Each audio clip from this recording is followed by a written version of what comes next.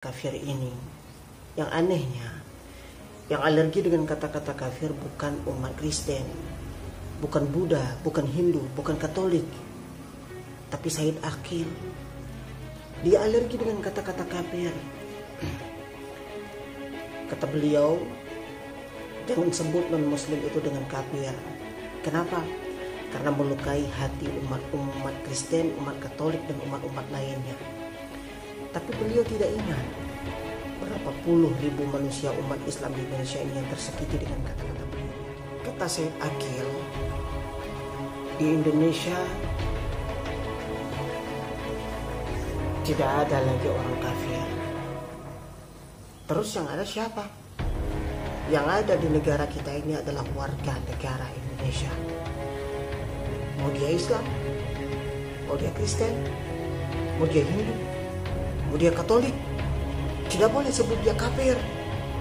Tapi di luar Islam sebut dia sebagai non-muslim.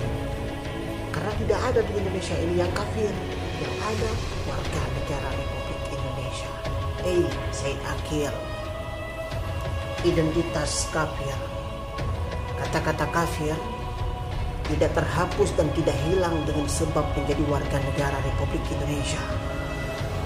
Kalau hanya gara-gara menjadi warga negara Indonesia, kata-kata kafir, identitas pada seseorang kafir bisa hilang, maka sungguh mudah untuk menjadi seorang muslim. Orang-orang di luar negeri, jika dia ingin disebut muslim atau disebut yang bukan kafir, dia pindah saja ke negara kita. Dengan menjadi warga negara Indonesia, identitasnya sebagai kafir bisa hilang. Tapi tidak seperti itu. Yang bisa menghapus kata-kata kafir, yang bisa menghilangkan identitas kafir pada seseorang adalah dengan dua kalimat syahadah, bukan menjadi warga.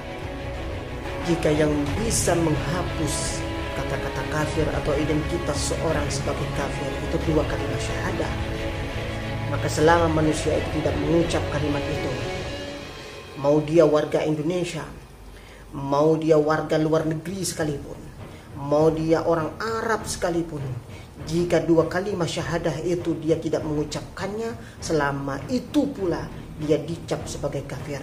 Maka tidak ada istilah di Indonesia ini tidak ada orang kafir. Masih banyak orang Kristen, masih banyak orang Buddha, masih banyak orang Hindu, masih ada orang Katolik yang tidak mau mengucapkan asyhadu an la ilaha illallah wa asyhadu anna Muhammadar Rasulullah. Maka selama itu pula dia dicap sebagai kafir. Jadi tidak ada istilah dengan menjadi warga negara.